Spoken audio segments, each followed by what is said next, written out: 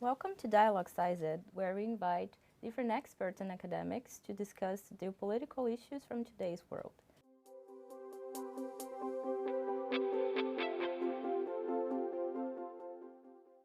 My name is Ana Clara Souza. I am from Brazil, and I am second-year master student in the CISAD program on the security track.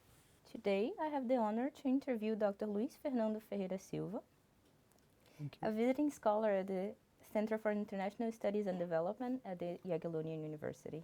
With over 25 years of experience at the intersection of technology, public policy, international development, and security, he will be sharing with us some valuable insights on a major international player, technology.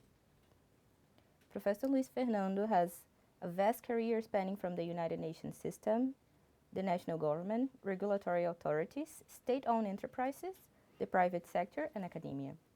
His work has focused on the roles of science and technology play in development, and today we will discuss technology and communications in a fast-changing environment.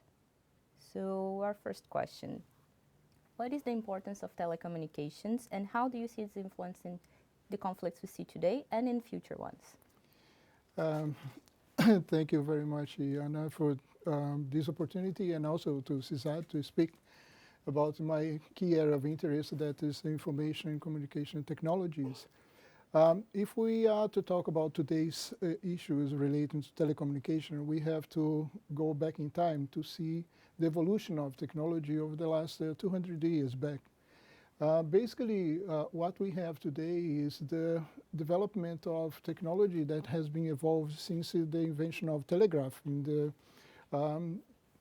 1830s, and then the telegraph was the one that was possible to communication faster with electrical means between the UK and also Europe during the 1850s. And because of this invention in 1865, the International Telegraph Union, what is today the International Telecommunication Union, was created. And just 2 days after the creation, 2 years after the creation of the International Telegraph Union, the first cable was passed, from a transatlantic cable telegraph was passed from Europe to the US. But it's important to see that the telephone was invented in 1870s or so by Graham Bell. And the major change came also with the invention of radio communication by Marconi in Italy in the 1990s, late 19th century. And then in the early, if we look at these technologies, the telegraphy, it was important for the British to control the empire in terms of peace and conflict, with the. And not only the British, but I mean the European countries dominating some colonies in Africa, in Asia, and also in Latin America. But then in the World War I, these technologies were used, I mean basically radio technology. But in the early 1920s, came the invention of television. And the television was also important for broadcasting, not only radio, but image as well. And these changes were gradually improving, but I mean, there was another impact that these technologies they have a dual approach. They were used also during the World War II. But in the 50s, the major breakthrough, because of development of rocket technology, it was possible to increase the payload in satellites, and the launch of the first one into Sputnik in 1957.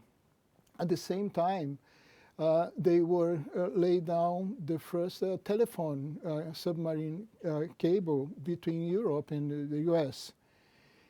And then in the 60s came the development of optical fiber, but I mean the connections of submarine and satellite, they start competing during these years.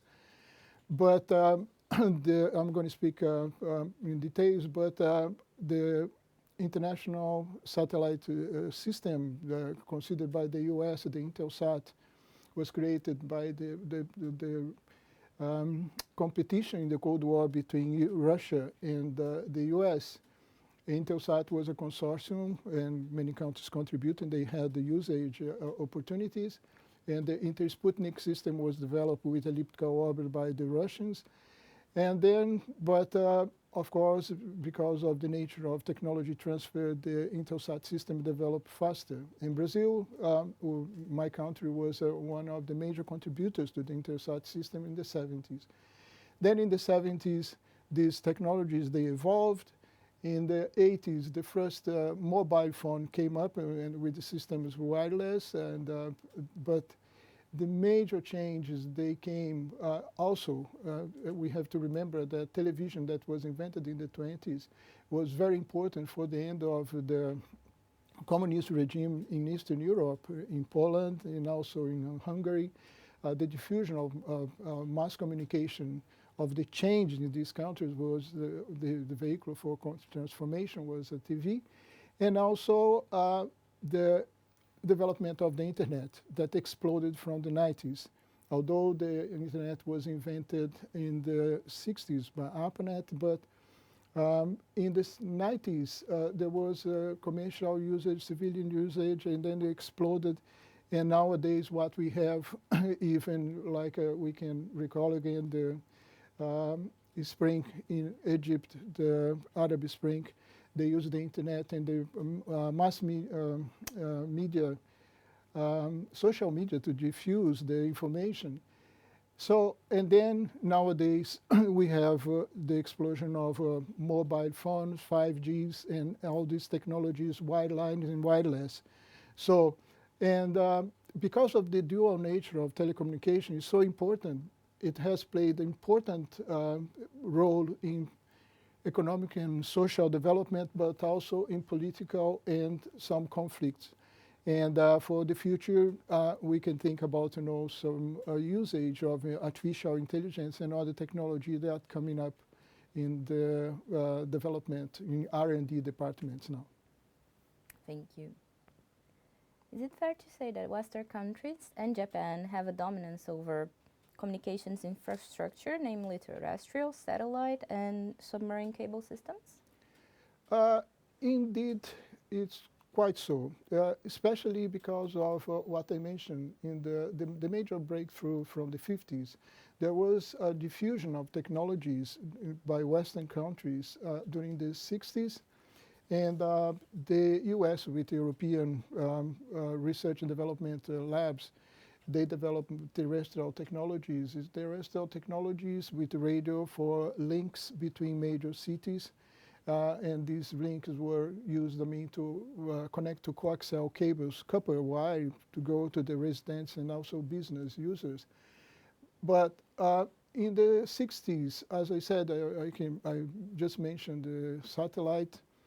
The consortium, the way it was created, some European countries also, the Intelsat system, and also Japan, they had opportunities to have access to transfer of technology. And they improved the technology they received, and they started, selling these technologies to many, especially, not only in the developed countries, but in developing countries. And some of the countries, they were linked, former colonies, they were subject to purchase. Some, let's say, countries that depend upon France, in the Francophonie, they would buy French technology from, and also Latin America, they depend a lot of technologies coming from the US.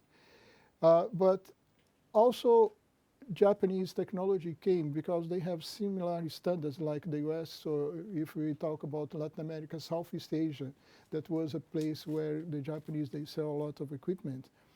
And but Intelsat was a system that was, over time, they were under pressure by the private sector, and eventually it was privatized, and some countries, they had to use, like private companies to have the supply of technology. And talking about the submarine cables, and also they were developed by Corning Glass, the system, the optical fiber during the 60s. And also these companies, they exported, I don't want to go into detail naming companies, but I mean they export the technology and they transfer technology for European, also for Japanese companies. And they were the major players in supplying not only terrestrial radio technology, coaxial cable, but also satellite and submarine cable technology as well. Okay. Following up to that, do you see that this dependence on Japan and the Western world, it affects how countries align themselves in the international order? Like it affects their relationships? I think it's quite natural. What happened is that when they start developing these technologies in the 60s, I don't want to talk about very old technology, but analog to digital transition, most of the countries, they were involved in foreign direct investment. And they start opening up, some plants in those countries where they were offering technology. Because at once, on the one hand, you may purchase technology and you have the capex, the investment for getting the technology. But in the long run, most of the telecommunication technology you're going to be using for a decade or even 2 decades. Some satellite systems, it goes 15 years of terms of usage, and also the time of use. And submarine cable can go up to 25 years, depending on the maintenance. But they had to invest in plants for OPEX. And because of that, most of the countries, they were subject to these countries controlling the system of production. So I believe this is one point that created alliance among them. And it was quite natural to have, and sometimes even they had some shared understanding, like a cartel. In this country, I am supplying technology. I have supplied the basic system. And in the long run, I'm going to be the one to provide the maintenance with some alliance at the political level and also at the company corporate level as well. Okay. Latin America's digital connectivity relies heavily on telecommunications infrastructure developed, owned or operated by companies or institutions in the United States, Europe and Japan. How deep is that dependence, and how does that affect digital sovereignty, economic development, and geopolitical influence in the region and in Brazil? Well, we have to look at the history of telecommunication with up and downs in terms of ownership and control. In the 60s, as we were discussing, most of the investments in these technologies were private. And then there was a change because of the Cold War situation globally. Some countries, they started considering, as I mentioned, the dualism of technology as state technology. So, in some countries, they started some initiative to privatize, to statize, to turn in state-owned companies. And this created a problem in terms of sovereignty for those countries and how they could maintain this geopolitical and alliance. One case that is very studied in the literature is the ITT in Chile. ITT was a company owned by US companies, and they were so much involved with the CIA in the coup d'etat against the President Allende in 1973. So we can see from this perspective that, they didn't want, the company to be part of the state. They want to have a kind of liberal state in which the private sector would still lead. So that was one major problem for those countries that had initiative to translate into private ownership to state ownership. But eventually, Chile was a case because of this change. But in some countries like Brazil, most of telecommunication systems in the 60s, they were private. I would say like a 90%. But with the creation of Intelsat, Embratel was created, the Telebras system was created in the early 70s, and everything was under the military rule and the military regime. So what we can see in terms of geopolitics, that to the extent to which the regime controlling was aligned with the U.S., the U.S. will not intervene in terms of having, some change. Another example of change and seeking security and sovereignty, and also innovation in the area, we can talk about the choice of the digital TV standard. The television, the terrestrial television, it's well diffused in Latin America. And now we can see in the late 90 or early 2000, some countries, they had to make a decision on digital TV standard. And it was very important that Latin American countries, and Brazil was leading the process to choose, and they use a lot of clauses in terms of offset contracts. And those offset contracts would allow transfer of technology and some of the role of universities, for example, to provide, software from research and development done in the country was important, like the Jenga technology for interactive services in the TV. And also the offset contracts also allowed for the production of hardware in the country, like the set-top box. So I think this kind of techniques in terms of negotiation does create a sense of sovereignty for the decision makers. And the decision made by Brazil was followed by other Latin American countries.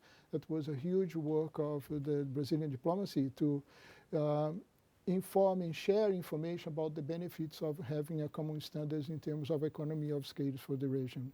These initiatives that you mentioned, especially the Brazilian one on the universities of developing new technology and new softwares and hardwares, they can be seen as an attempt to move away from this dependence on Japan and the Western? Yes.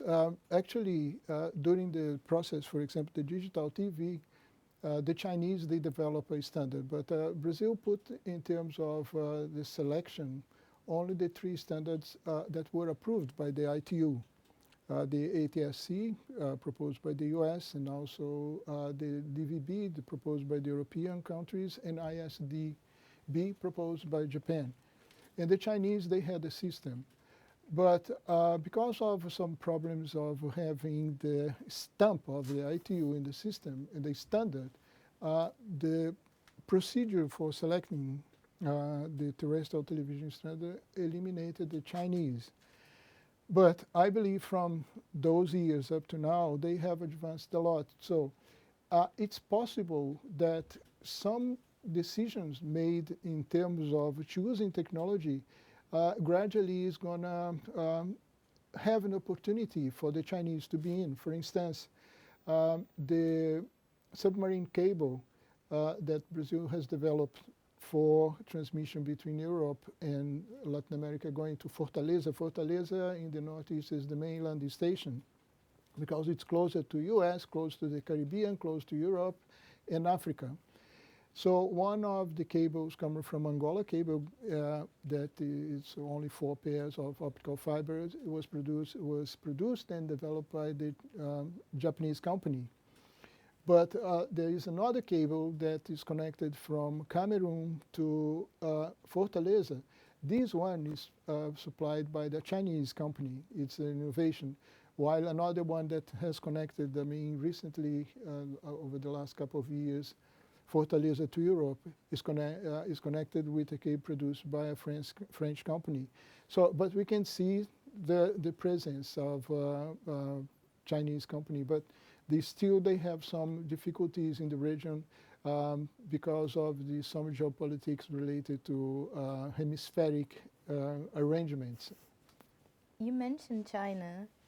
Could we see the BRICS, and especially China, as a partner or maybe as a tool to help Latin America develop their telecommunications infrastructure and move away for good from this dependence? I think, yeah, if we consider like the BRICS, the relations of Brazil and China, it's very complementary. In the early 90s, for example, in terms of research and sensoring satellites for remote sensing, these satellites were developed in terms of partnership with the Chinese. And Brazil has a very close relation that changed a lot since the establishment of relations with mainland China in 1974. But it has been very slow, the change, and it has taken, I would say, like the last 20 years or so, that has improved. The BRICS, I don't think there will be a major contribution from the Russians' technology to Brazil, although there are some discussions about some satellite system, but it's quite slow, but it's quite advanced with another Chinese company that's supplying low Earth orbit satellites to compete with some American, three major players from America. They are providing low Earth orbit satellite links with high-speed uplink and downlink, including, some areas in the Amazon rainforest. But I believe South Africa and also India wouldn't play a major role. Actually, I believe because South Africa has a closer relation with India because of the Indian diaspora there.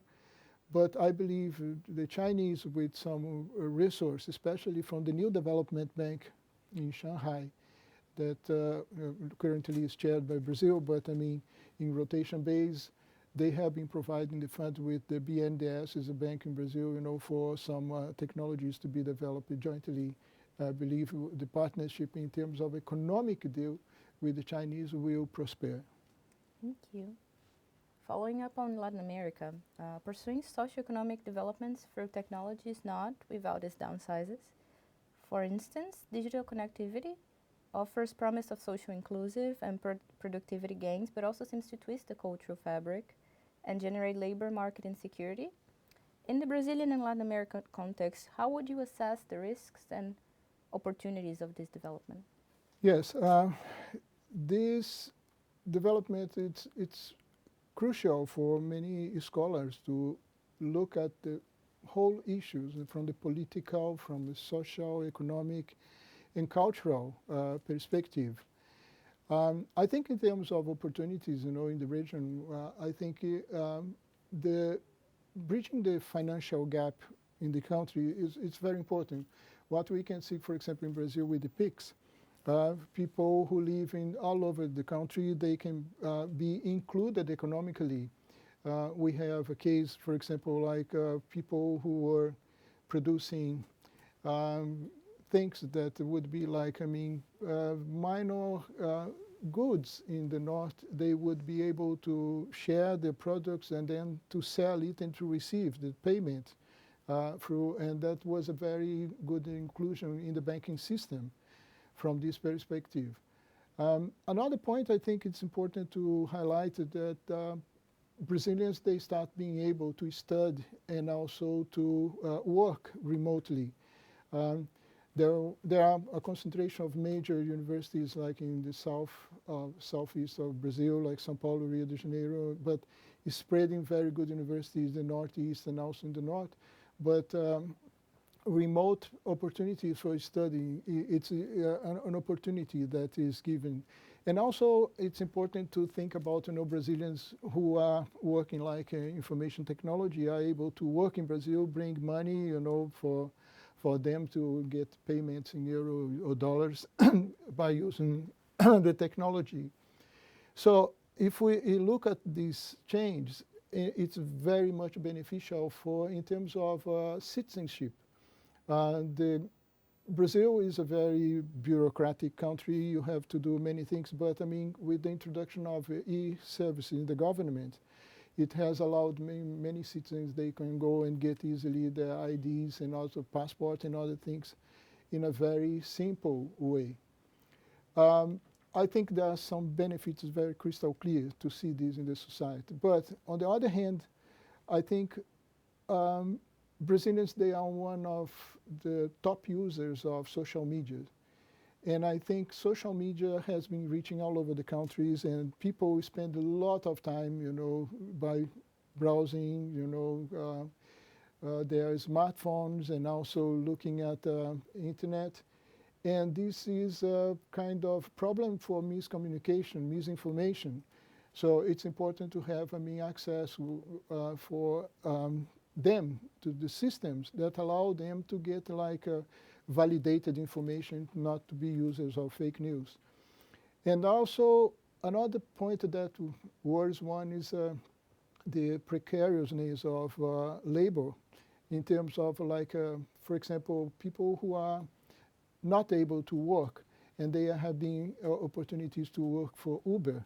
And they are working in a situation that, I mean, it's not favorable in terms of having social benefits. Social benefits. Social yes. benefits, and they don't have, I mean, vacation, they don't have anything, and that it's a very difficult. And the last thing I would point out, and I have seen, for example, in some bidding process at Anatel, is that most of the companies introducing new technologies like 5G, and usually the time span for introducing new technology, like mobile technology, is like 8 years. They would go and bid for the major cities where they get the money. It goes São Paulo to Rio de Janeiro, but they have been exchanging. So if you want to get to be the supplier of São Paulo, you have to be the supplier of a small town as well. Because if you don't do that, the digital divide just increases, it's widening. So I think we have to look and have very good people looking at policies to improve, you know, the benefits and also to mitigate the risks. Absolutely. Brazil is an enormous country, and technology can be this bridge that unites us, but it also can be the bridge that separates us, because it's very debated online that Brazil got digitalized before it learned how to read. Absolutely. It's a very famous saying in Brazil, and we should have some sort of policies or governance that would lead us through technology in the right path instead of letting us fall through the gaps of social media, of informal labor. Professor, thank you very much for today. I learned a lot. Thank you for the opportunity. Thank you, CISAD, for providing us with the opportunity of discussing these very relevant topics from regions that we might not discuss on the mainstream media. We might not see the Brazilian, the Latin America perspective everywhere. So this is a great opportunity for us. Thank you.